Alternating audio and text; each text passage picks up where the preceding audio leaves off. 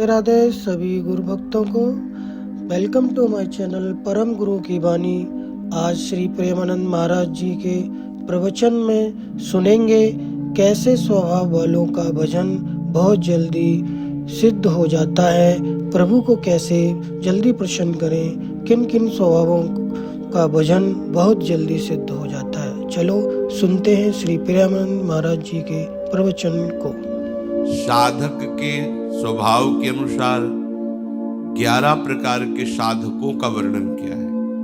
साधकों का कि ऐसे 11 प्रकार के स्वभाव वाले भगवान की साधना करते हैं, प्रभु को प्राप्त करने की साधना करते हैं, भजन करते हैं। ये विषयी पुरुषों की नहीं, ये साधकों की। साधकों में भी 11 प्रकार के साधक हैं। पहला,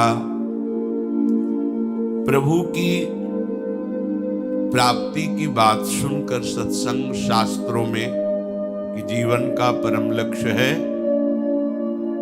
प्रभु का साक्षात्कार कर लेना, भगवत प्राप्ति करना, परंतु वो विषय भोगों में अत्यंत आसक्त है। इतना आसक्त है कि विषय भोगों का चिंतन करता रहता है, विषय भोग मिलने पर भोगने की प्रवृत्ति है, पर वो अंदर ये बैठा ले हुए कि लक्ष्य तो भगवत प्राप्ति है। क्या करूं, चल नहीं पा रहा हूं, मेरे जीवन का लक्ष्य तो हमने भगवत प्राप्ति रखा है, पर दृढ़ नहीं है, विषयों में आसक्त है और विषय क्रिया भी करता है, प्रभु का भजन भी करता है, पर उसका लक्ष्य मंद होता है, प्रबलता विषयों की होती है और भोगों में वो सुख भोगता है, पर वो ऐसा नहीं कि भजनहीन जीवन व्यतीत करे, तभी उसको साधकों की गणना में लिया गया है। इसे विषयी साधक कहते हैं। भगवत प्राप्ति अभी बहुत दूर है, बहुत दूर है, परमानंद की अनुभूति नहीं होगी। देखो, भजन नष्ट नहीं होता, पर भजन का प्रभाव नहीं होगा हृदय में। बीज है हृदय में, पर वो अंकुरित होना, पल्लवित होना, वृक्ष रूप धारण कर, ये नहीं हो पाएगा।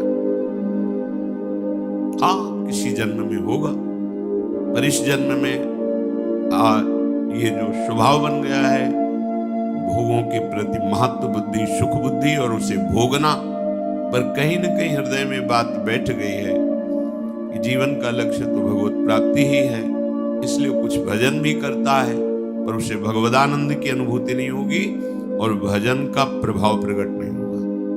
क्योंकि जैसे जैसे वो भोगों में लगेगा, वैसे वैसे वो भजन की जो वृत्ति उसने सत्संग और शास्त्र स्वाध्याय से प्राप्त की है, वो मंद होती चली जाएगी। और यदि कहीं साधु संग मिल जाए तो फिर भोगों की वृत्ति मंद होती चली जाएगी और दिव्यता आने लगेगी भगवत प्राप्ति के उत्साह की। दूसरा साधक, वो विषय भोग और भगवान दोनों को बराबर रखता है। पहला साधक जो वर्णन हुआ, वो भगवत प्राप्ति की चाह तो करता है, पर विषय भोग प्रधान है। दूसरा जो साधक है, वो भजन भी नहीं छोड़ सकता और विषयों को भी नहीं छोड़ सकता। लगभग दूसरे में अधिकता पाई जाती है कि वो बैलेंस बना के चलना चाहता है कि ज्यादा जलन भी ना हो और भजन भी होता है। जब जो इंद्रियों ने मांग की, मन ने मांग की, वैसे ही भोग क्रिया की और भजन भी। बहुत समय लगेगा, समय बहुत लगेगा, रंग नहीं आएगा, अभी रंग नहीं आएगा भजन का। तीसरा साधक भगवान की प्राप्ति चाहता है, पर साधन में तत्परता न होने के कारण त्याग का उत्साह है, पर त्याग नहीं कर पा रहा। यहां भोगों की प्रधानता नहीं है, यहां भोगों और प्रभु बराबर नहीं है।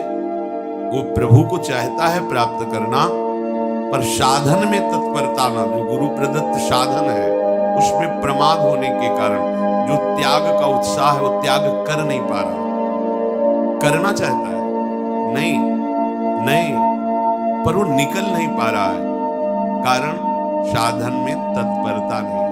तत्परता जैसी आज्ञा चाहे हुई है वैसे ही करना चाहिए, वो नहीं कर पा रहा है, अर्थात प्रमाद स्थिति। अगर प्रमाद स्थिति रहेगी तो साधन में तत्परता नहीं होगी। तत्परता का मतलब होता है उत्साह पूर्वक जो आज्ञा हुई उसमें दृढ़ता पूर्वक लग जाना। अब उसमें कोई विचार करने की जरूरत नहीं है, जैसी आज्ञा वैसा जीवन। अब त्याग करने की जो बात है उसमें उत्साह भी है और बल भी है, और वो त्याग देगा, आगे बढ़ जाएगा। पर ये जो तीसरे स्वभाव का साधक है वो साधन में तत्परता ना होने के कारण त्याग किसको करना ये भी जानता है, त्याग का उत्साह भी करता है, पर वो त्याग नहीं पाता है। समय लगेगा। सत्संग साधन करते करते जब ये तत्परता आने लगेगी तब वो विषयों का त्याग कर देगा। चौथा, प्रभु को चाहता है, प्रभु से मिलूं, साधन भी करता है पर बहुत जल्दी ऊब जाता है। इतने दिन हो गए, कोई लाभ तो मिला नहीं, आनंद तो मिला नहीं, भगवान तो मिले नहीं, और मन भी बहुत जला रहा है भोगों के लिए। क्या करूं, भाग जाऊं क्या, छोड़ दूं क्या? ऐसे स्वभाव का साधक बिल्कुल ठीक नहीं। ये स्वभाव बिल्कुल ठीक नहीं। अगर आप ऐसे ही साधन से तत्परता पूर्वक लगे रहें, ऊबे ना, तो ये जो ऊबन देने वाली वृत्तियां ये नष्ट हो जाएंगी। आपका जो आंतरिक हृदय मलिन है वो निर्मल हो जाएगा, आपको आनंद की अनुभूति। ये बहुत नजदीक पहुंचा हुआ साधक है। ये जो ऊबना होता है बस ये हटने की जरूरत है। वो साधन में तो लगा ही है, त्याग की भावना भी है, भजन भी करता है, पर जो हृदय मन में विषयों के आकर्षण से जल रहा है वो उसे पचा नहीं पाता, विवेक कम होने के कारण। अगर विवेक प्रधान हो तो अंतःकरण से तटस्थ रहे तो उसको सहन कर जाएगा, फिर ये सब वृत्तियां खत्म हो जाएंगी, भस्म हो जाएंगी। भजन के द्वारा ये असत वृत्तियां भस्म होती हैं। पांचवा, प्रभु के लिए साधन करता है, तत्परता भी है, पर उससे संदेह है कि मेरे जैसे को भगवत प्राप्ति क्या हो सकती है। बहुत बड़ी कमी। महापुरुषों ने कहा है, आशा बंधा समुत्कंठा, ये निरंतर आशा रहे कि मैं लगा तो हूं भजन में, लेकिन प्रियालाल अपनी कृपा से मुझे निश्चित प्राप्त होंगे, गुरु कृपा से निश्चित प्राप्त होंगे, धाम कृपा से निश्चित प्राप्त होंगे, इसमें बिल्कुल संशय नहीं होना चाहिए। पर पांचवें कोटि का जो उपासक होता है उसको ये विश्वास ही नहीं हो पाता इन बातों पर। साधन भी करता है पर उसको लगता है कहां मेरे को भगवत प्राप्ति होगी, नहीं होगी। ये कुछ परमार्थ मार्ग ऐसा है कि यदि आपने ऐसा सोच लिया तो नहीं होगी। जब गंगा किनारे भ्रमण कर रहे थे तो हरिद्वार के एक महापुरुष, उनका लाल स्वामी नाम था, वो एकांत सेवन कर रहे थे। उनके पास जब दर्शन करने की, वो खेचरी मुद्रा में अधिक समय तक रहते थे। योग की एक खेचरी मुद्रा है, उसमें वो रहते थे। रात्रि में समय दिया उनके शिष्यों ने कि आप आके वार्ता कर सकते हैं। रात में 10 बजे के लगभग गए, प्रणाम। बड़ा ही मृदु स्वभाव, अमृतमयी वाणी, गंभीर भगवत स्वरूप।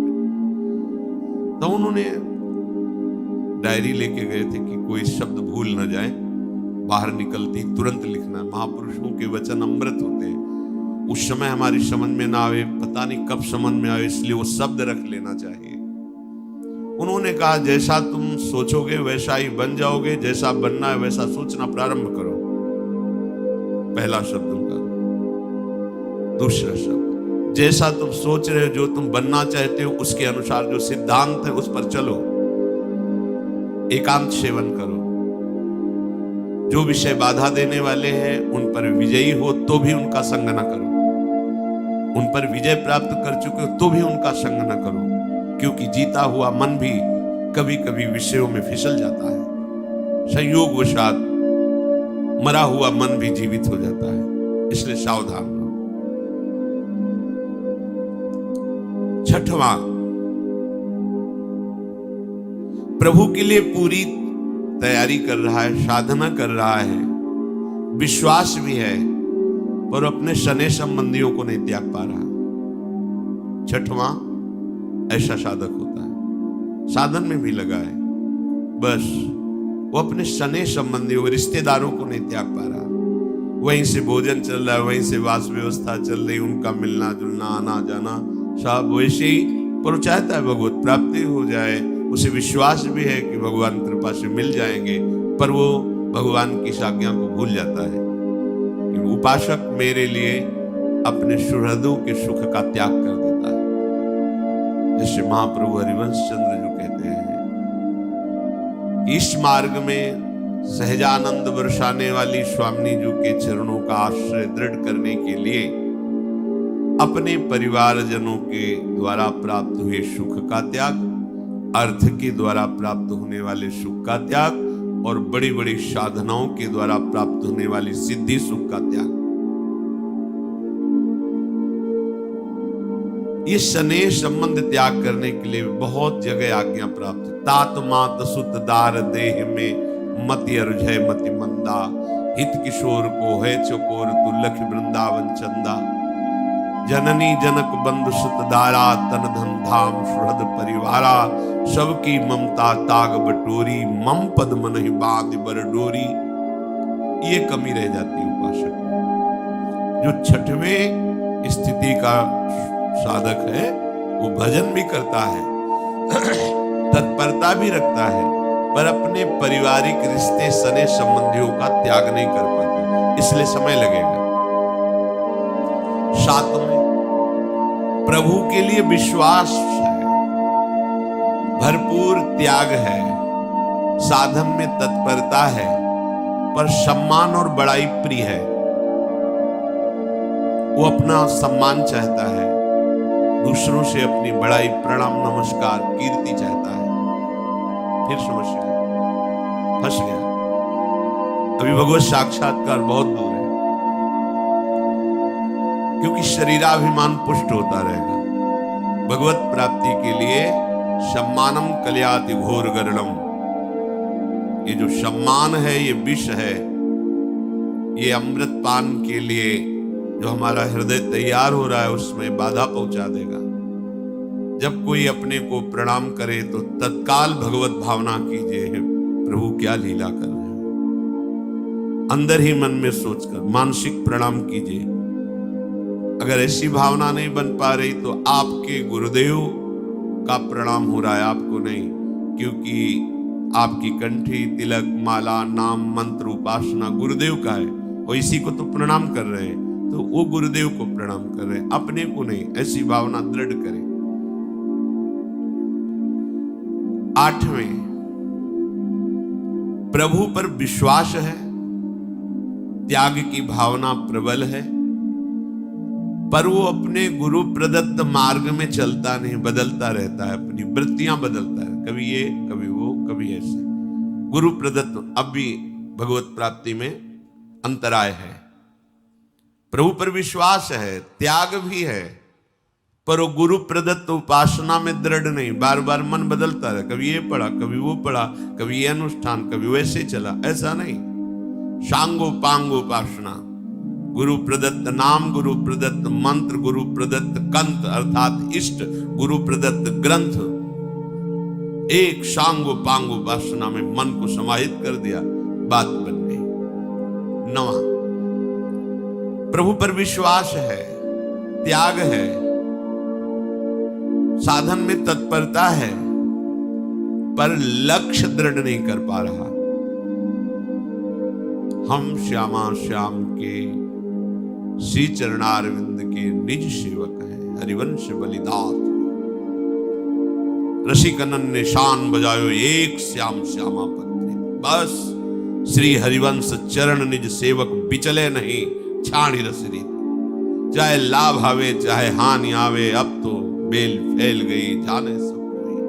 बस दृढ़ निष्ठा, मन क्रम वचन त्रिशुद्ध सकल मन, हम श्री हित हरिवंश उपासक। दृढ़ता, लक्ष्य की दृढ़ता,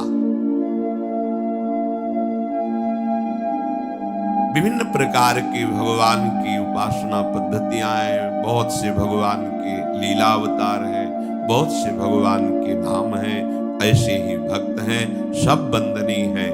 पर हमें प्रियाजू ने जिस मार्ग में चयन किया है, हम तो जानते भी नहीं थे मार्ग, इस मार्ग को प्रियाजू ने चयन किया है, प्रियाजू ने अपने चरणों की शरण दी है, प्रियाजू ने हमें मार्ग दिया। अब हमको अपनी मनमानी नहीं करनी। अब जो ही कहें करें हम सोई, आयस लिए चले निज दासी, मन क्रम वचन त्रिशुद्ध का सकल मत, हम श्रीहित हरिवंश उपासना। दृढ़ता, ये मनमानी आचरण करने का, कृपा की अवहेलना करते हुए दिखाई देता है, दुर्गति दिखाई देती है, पर पकड़ नहीं सकते। क्यों? क्योंकि देहाभिमान इतना पुष्ट है कि जो भी बोला जाएगा उसका प्रतिकूल भाव आएगा, रास्ता ही खत्म। ये रास्ता श्रद्धा से चलता है। प्रथम हृदय श्रद्धा जो करे, हमारी बात पर श्रद्धा, हमारे उपदेश पर श्रद्धा, दिए गए भजन सिद्धांत पर श्रद्धा, मार्ग पुष्ट है, चले जाओ, गिरोगे नहीं, हर समय गोद में रहोगे। पर वो देहाभिमानी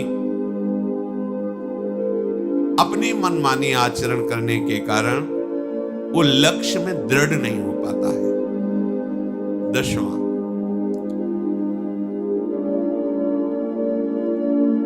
ये पूर्णता है जो आगे के 2 साधक कहे गए, ये बहुत मंगलमय स्थिति है। प्रभु की प्राप्ति की चाह नहीं, असह वेदना, क्षण भर के लिए भी प्रभु का विस्मरण नहीं, प्राण देने के लिए तैयार है। बस कैसे भी, कहां जाऊं, किसी को असमर्थ, अंदर की स्थिति, क्या करूं, किससे कहूं, वो कौन सा आयोग करे, मेरी इस बात को कौन समझे, प्रभु कैसे मिले, असह्य हो रहा है, वेदना उसके हृदय में। एक पल के लिए भी प्रभु का विस्मरण नहीं, प्राण फूलों की तरह लिए तैयार है कि अगर प्राण देने से प्रभु मिल जाए तो अभी प्राण ले लो। ये है महामहिम स्वरूप, उपासक का ये महामहिम स्वरूप है। अहो भाग्य जिसके हृदय में प्रभु के लिए पीड़ा पैदा हो गई है, व्याकुलता पैदा हो गई है। 11वां, ये उसके ऊपर की बात है, ये आखिरी बात है। बड़े आनंद में निमग्न होकर प्रतिपल भजन में डूबा हुआ, कोई चाह भी नहीं रहेगी, कोई चाह, ये आखिरी बात है। हर समय एक आनंद की भारी उमगन है, निरंतर भजन के रूप ध्यान में चिंतन करता डूबा, कोई चाह नहीं, मिलो ना मिलो, कोई चाह, नरक भेजो स्वर्ग भेजो, कोई चाह नहीं। ये सबसे आखिरी स्थिति, कोई कामना नहीं, न लोक की न परलोक की, भजन केवल भजन के लिए, भजन जीवन बन गया है। प्रभु ऐसे उपासक से दूर थोड़ी रहते, ऐसे ही उपासक के साथ लीला करते हैं, वो लीला पात्र बन जाता है। इसमें कोई चाह नहीं रह गई, भगवान मिले, दर्शन, ये सब बहुत दूर बात हो गई। भजन जीवन, प्रतिपल उमंगन, और भजन ही चल रहा, बस भजन के लिए भजन, भजन ही जीवन। तो वो प्रभु का दर्शन नहीं, प्रभु के संग में लीला पात्र बनकर प्रभु के संग खेलता है ऐसा उपासक। ऊपर जो साधकों की स्थिति बताई गई, उसमें 4 विभाग किए गए। पहला है मंद साधक, मृदु, इसमें उत्साहहीनता रहती है भजन के प्रति। जो मंद साधक, वो प्रतिभाहीन होता है, कांतिवान नहीं है, प्रसन्नता नहीं, ये कैसे बुझा हुआ सा जीवन। गुरु के वचनों में तर्क वितर्क करके अपनी बुद्धि के अनुसार चलने की चेष्टा है मंद साधक। जैसी आज्ञा वैसा नहीं, उसमें अपनी मनमानी लगा लेना, दुष्कर्मों से भी कोई परहेज नहीं, ज्यादा अधिक भोजन में प्रियता होना, जनेंद्रीय भोग प्रदान होना, चित्त में चंचलता रहना, कोई भी सेवा साधन से बचने का स्वभाव होना, तुरंत उत्तर वो हम तो बचने का स्वभाव होना, और ब्रह्मचर्यहीन होना, हृदय में कठोरता निर्दयता होना, पर साधक चल रहा है, इसे मंद साधक कहते हैं। दूसरा मध्य, ये जो 11 साधक बताए गए इनमें से 4 विभाग किए गए। दूसरा मध्य साधक, सर्वत्र समबुद्धि करने की चेष्टा करना, मध्य साधक, कितना भी उसे कोई सताए क्षमा का भाव रखना, हमारे पुण्य क्षीण ना हो, पुण्य बढ़ते रहे, ऐसी अभिलाषा रखना, प्रिय बोलना, गुरु के वचनों पर विश्वास रखना, हर कार्य को चतुरता पूर्वक करने की भावना करना, अच्छे से कार्य हो जाए, पर भोगों में प्रियता होना, अच्छा लगता है, अच्छा भोजन, अच्छा सब, विलासिता, इस दोष के कारण साधक अच्छा है पर वो अभी उत्तम दशा में नहीं आया, मध्य स्थिति में है। अधिमात्र साधक उत्तम दशा को प्राप्त, स्थिर बुद्धि होना, नाम में, रूप में, लीला में, धाम में, गुरु उपदेश में, जो सुना वैसे का वैसा पकड़ लिया, कोई मन की बात उसमें नहीं लगाई। मनोलय साधन में लगना, मनोलय कहते हैं जैसे हम नाम जप कर रहे हैं और मन भाग रहा है, दुनिया का चिंतन, दुनिया की बातें, ये वो मनोलय, जो नाम जप रहा है तो नाम में ही डूब गया, सब भूल जाता है। जैसे मंत्राकार वृत्ति एकदम चल रही, फिर खोजने में भी कोई बात नहीं आएगी, क्योंकि खोजने वाला तो मंत्र में लगा हुआ है, ये लय को प्राप्त हो रहा है, सब विस्मृत होता जा रहा है, केवल मंत्र सामने है, लय को प्राप्त, ना मनोराज्य हो रहा है, ना कोई अन्य चिंतन हो रहा है, उसी में लय हो रहा है, मन उसी में डूब रहा है। जो अधिमात्र उत्तम अवस्था का साधक है, स्थिर बुद्धि वाला और मनोलय वाला, मन को लय कर रहा है, जो साधन में कर, सेवा में तो डूबा हुआ सेवा, वाणी में तो डूबा हुआ वाणी गायन, और वीरशाली अर्थात ब्रह्मचर्य पुष्ट, दयाशील, क्षमावान, सत्य बोलने में, गुरु सेवा परायण में परम प्रवीण, नियमित रूप से प्राप्त हुई गुरु प्रदत्त साधना में महाबुद्धि योग, अर्थात बिल्कुल वैसे ही चलना, बिल्कुल मनमानी नहीं, ऐसा साधक अधिमात्र साधक है, ये बहुत कम समय में सिद्धि प्राप्त कर लेगा। और अधिमात्रतम साधक, अब ये सर्वोत्तम साधक, वो उत्तम साधक और ये सर्वोत्तम साधक, हर समय महाबल का अनुभव होना, विषय त्याग की बात क्या, प्राण त्याग भी उसके लिए एकदम तिनके के समान है। महान उत्साह हृदय में रहना, उत्कंठा एकदम, जैसे कई बार सत्संग में कहा कि मैं कैसे बतावें, जब उपासक प्रभु में पूर्ण शरणागत हो जाता है, पूर्ण शरणागत, तो हृदय में ऐसा उत्साह होता है, ऐसी फूलन होती है, मान लो जैसे एकदम अज्ञानी जीव विषयासक्त और उसका ब्याह का उत्सव हो रहा हो, वो ब्याह करने जा रहा है, फूला फूला घूमता है, या जैसे माँ उसके इकलौते बेटे का ब्याह हो रहा है, वो फूली, किसको क्या दे दूं, क्या स्वागत कर दूं, प्रेम सहित उल्लास सेवा श्यामा श्याम की, मन में अत्यंत उत्साह, प्रतिपल प्रतिपल। पर ये चौथी अवस्था का महापुरुष जो अधिमात्रम साधक कहा गया, उत्तम नहीं अति उत्तम, शास्त्रों के सूत्रों का ज्ञाता, क्या करना चाहिए, क्या नहीं करना चाहिए, कैसे बैठना चाहिए, कैसे बोलना चाहिए, हर बात का उसे ज्ञान, और अध्यात्म परायण, अध्यात्म कहते आत्मस्वरूप को, अर्थात स्थूल सूक्ष्म कारण तीनों को अपने से अलग देखते हुए स्वरूप स्थिति, बिल्कुल मोह रहित, दूरादपास स्वजनान। ये बहुत बड़ा भगवत प्राप्ति में बाधक और सहायक है। अगर परिवारजनों से शनि है तो फिर बड़ा बाधक बनेगा। अलग अलग धर्म का उपदेश है। यहाँ निवृत्ति परायण भगवत प्राप्ति की प्रबल चाह वाले, चाहे वो गृहस्थ वेश में हो चाहे विरक्त वेश में, उनकी बात है। बिल्कुल मोह रहित,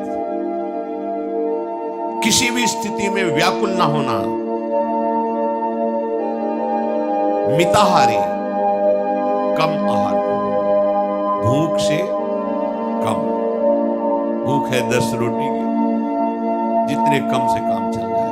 शरीर की दिनचर्या चलनी चाहिए, ब्रह्मचर्य ठीक रहना चाहिए, निरंतर भजन होना चाहिए। इसके लिए आहार चाहिए, उतना ही आहार, और कोई चाह नहीं जैसा मिल गया उत्तम मध्यम, उससे कोई मतलब नहीं। ये क्या है? आहार है प्राणों का, मैं उसे भोग नहीं रहा हूं, प्राणों के पोषण के लिए आहार को डाल रहा हूं। स्वाभाविक इंद्रियों का अंतर्मुख रहना, विशुद्ध आचरण,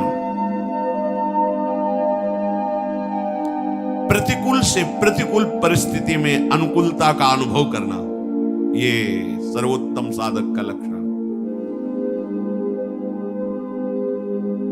सदा संतुष्ट रहना, संतुष्ट है इनके इनवा, कैसी भी परिस्थिति है, हृदय शांत है, प्रसन्न है। निर्भय होना, कभी उसे भय नहीं प्राप्त, भय उसी को प्राप्त होता है जो अधर्माचरण करता है। सुशील और अपने भजन साधन स्थिति को गुप्त रखने का स्वभाव। भजन साधना स्थिति उसे गुप्त रखने का स्वभाव, कोई पकड़ न पावे किस स्थिति का कितना। जैसे समुद्र की कोई थाह लेना चाहे नहीं ले सकता, ऐसे ही अति उत्तम साधक की कोई थाह लेना चाहे उसकी गंभीरता की थाह नहीं पा सकता। है क्या चीज, कोई समझ नहीं सकता। शांत, परम विश्वासी, गुरु पूजन परायण, लोक संग से विरक्त, सर्व साधन विषयों का ज्ञान और परोक्ष ज्ञानी अर्थात आत्मानुभूत से युक्त, ऐसे उपासक को अधिमात्रम साधक कहते हैं। ऐसे उपासक को भगवत प्राप्ति में विलंब नहीं होता, वो जब चाहे भगवत दर्शन कर सकता है, जब चाहे। बस हमें इन बातों का मनन करना चाहिए। जहां हमारी कमजोरी है उसके त्याग के लिए हमें उत्साह संपन्न बनना है। उत्साह संपन्न हमें दो ही बना सकते हैं, साधन को हरि भजन है, कह सत्संग सहाय। उत्तम साधना खूब नाम जप करो और सहयोग सत्संग देगा। नाम जप की प्रेरणा, नाम जप का उत्साह, विषयों के त्याग का बल, ये विवेक बल, ये सत्संग से प्राप्त होता है। हम भजन और सत्संग के प्रभाव से प्रियालाल के निज जनों में अपना नाम लिखवाएं, अपना परिचय बनाएं, अपनी स्थिति बनाएं कि प्रियालाल एक देखे कि ये मेरा अपना है, ये निज जन है। और हमें सौभाग्य मिला है, हमें कदम पीछे नहीं हटाने। जो हमें स्वीकार किए वही हमें बलवान बनाएंगे, वही हमें आगे बढ़ाएंगे। हम उत्साहहीन होकर विषयों में गिरे ना, अनुकूलता के गुलाम ना बने। भारी से भारी प्रतिकूलता में भी हमें अनुकूलता दिखाई दे। मेरे प्रीतम का कोई गूढ़ रहस्यमय चरित्र है ये, जो मुझे उठाने के लिए पक्का पक्का।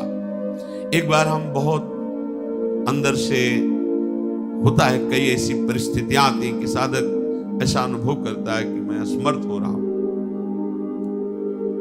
व्याधियां, कहीं किसी भी तरह की कोई व्यवस्था नहीं, कहीं कोई बोलने वाला नहीं, एकदम निराशा ही निराशा। न औषधि है, न कोई सहयोगी है, न।